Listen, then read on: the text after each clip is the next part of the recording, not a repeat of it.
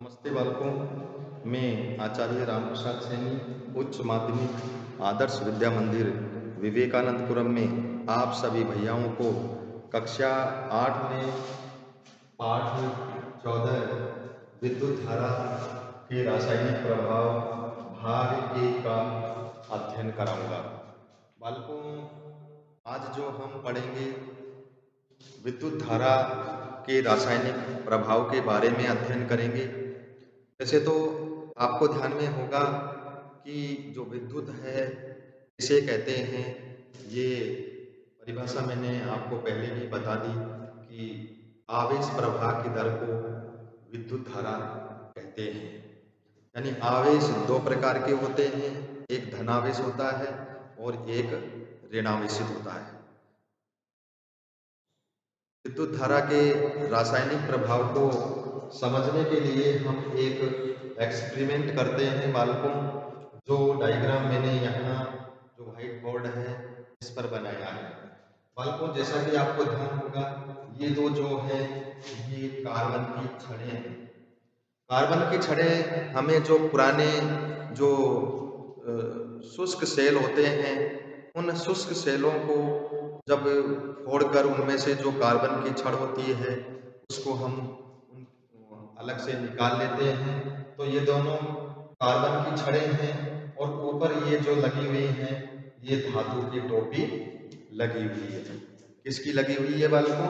धातु की टोपी लगी हुई है इनके ऊपर। और ये एक प्रकार का टब है या इस प्रकार का एक पात्र होता है। इस पात्र के भीतर हम जल भर लेते हैं। इनका संबंध हमने विद्युत बैटरी से किया। ये धन सिरा है और ये ऋण सिरा है। क्या है? एक धन टर्मिनल है और एक ऋण टर्मिनल है। बालकों, दो जैसे मैंने आपको बताया कि दो हम बेकार सेल लेते हैं, कार्बन की छड़ें निकाल लेते हैं, उनको धातु की टोपियों को रेगमाल से रगड़ते हैं, रेगमाल से रगड़ते उनकी टोपियों को रगड़ते हैं और इन सबको व्यवस्थित करके संयोजन तार के द्वारा संयोजित करके हम एक विद्युत बैटरी से, ये जो क्या है बैटरी है, क्या है बैटरी से हम इनका संबंध कर देते हैं। जैसा कि बालकों आपको ध्यान में होगा, यहाँ पर इसमें इस पात्र के भीतर जल भरा हुआ है।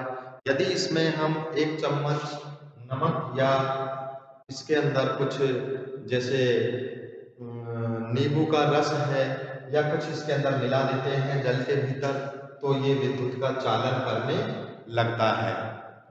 जब किसी विद्युत अपघट्य में विद्युत धारा प्रभावित करते हैं तो वह क्या हो जाता है? विद्युत का चालन उसमें उत्पन्न हो जाता है। तो इसे हम विद्युत धारा का रासायनिक प्रभाव कहते हैं। क्या कहते हैं बालकों? इसे हम विद्युत धारा का रासायनिक प्रभाव कहते हैं। विद्युत धारा के रासायनिक प्रभाव को समझने के लिए हम और भी एक्सपेरिमेंट कर सकते हैं बालकों, और उदाहरण हम दे सकते हैं।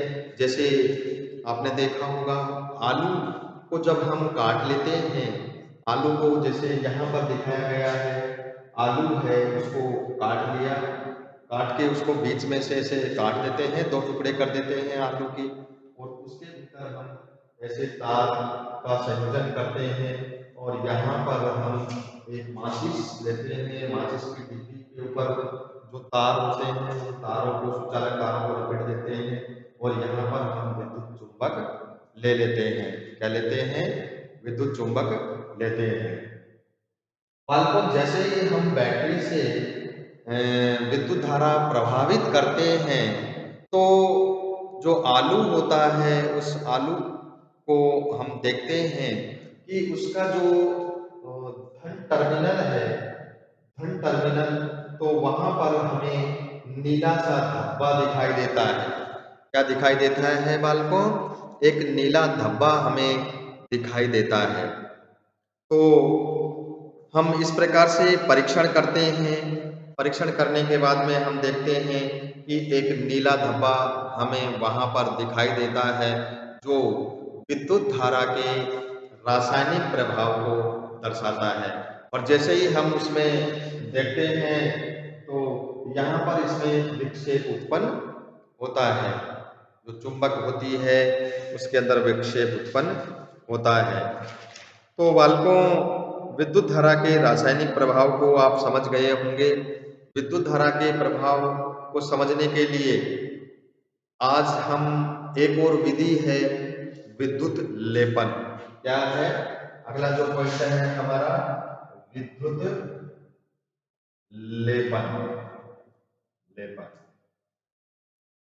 बालकों, विद्युत लेपन को समझने के लिए हम देखते हैं कि जब धातु की दो कोई भी जो होती हैं तांबे की प्लेट लेते हैं और उन तांबों की प्लेटों के ऊपर हम एक कॉपर सल्फेट का उसमें घोल भर लेते हैं और उसको बैटरी से संयोजित कर देते हैं। परिपथ में लगभग 15 मिनट तक विद्युत धारा प्रवाहित करते हैं। अब विलयन को इलेक्ट्रोडों को हटा देते हैं और हम सावधानी पूर्वक देखते हैं कि उनके ऊपर कुछ परत आ जाती है।